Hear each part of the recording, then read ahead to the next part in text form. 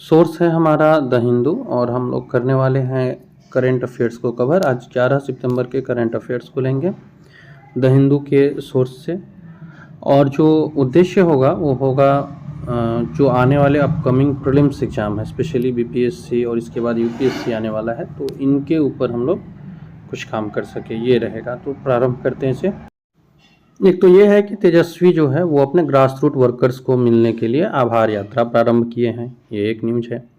एक न्यूज़ है कि उड़ीसा के जो ट्राइबल स्टूडेंट्स हैं, मीन्स जनजातीय स्टूडेंट हैं, ये भी एडमिशन ले रहे हैं मेडिकल कॉलेजेस में। तो ये एक आप कह सकते हैं इम्प्रेशनल न्यूज के रूप में आप देख सकते हैं।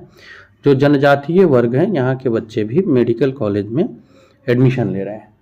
लेकिन हमारे लिए जो एग्ज़ाम की दृष्टि से इम्पोर्टेंट न्यूज़ होता है वो बनता है आपको भारत ने जो 4 सूत्री सजेशन रखी है रूस यूक्रेन वार को रोकने के लिए। तो हम लोग चलते हैं उस न्यूज़ पे। तो ये है कि भारत जो है वो 4 सूत्री सिद्धांत की बात कर रहा है रूस यूक्रेन युद्ध को रोकने के लिए।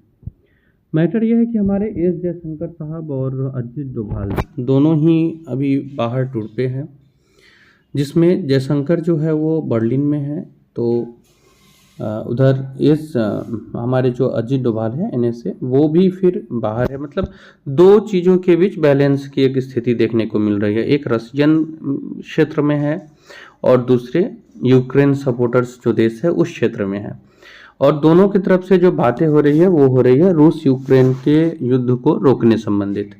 आपको याद होगा पिछले दिनों रूस ने भी ये बात कहा था कि अगर इंडिया मेडिएट करता है तो वो युद्ध की समाप्ति के बारे में सोच सकता है।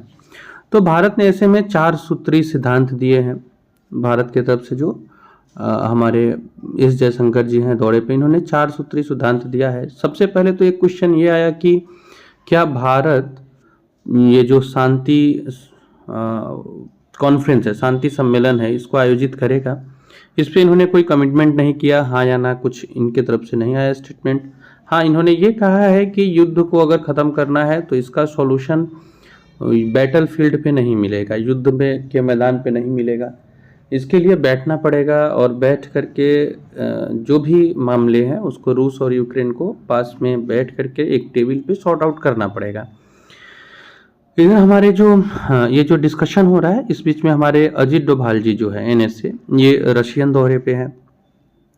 तो ये मतलब ये एक चीज़ देखने को मिल रहा है कि ये दोनों ही बैलेंसिंग करके और इस युद्ध के बारे में कुछ सोचना चाह रहे हैं। फिलहाल आगे आएगा, आपको आगे जो अगले महीने तक कुछ महत्वपूर्ण सम्मेलन होने वाले हैं, उसके बाद ये पता चलेगा कि इस महत्वपूर्ण सम्मेलन के बाद क्या कुछ निकल करके आता है।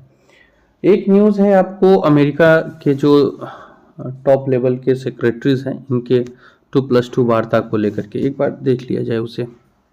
अमेरिका के एक टॉप लेवल के डिप्लोमेट हैं ये डोनाल्ड लू, ये भारत की यात्रा पे आने वाले हैं और बांग्लादेश की भी यात्रा करेंगे। तो ये यात्रा महत्वपूर्ण हो जाता है। इसमें आपको एक टर्म मिलेगा जब आप न्यूज़ को पढ़ रहे होंगे, 2+2 वार्ता। तो ये जो 2+2 वार्ता होता है डिप्लोमेटिक सेंस में, इसमें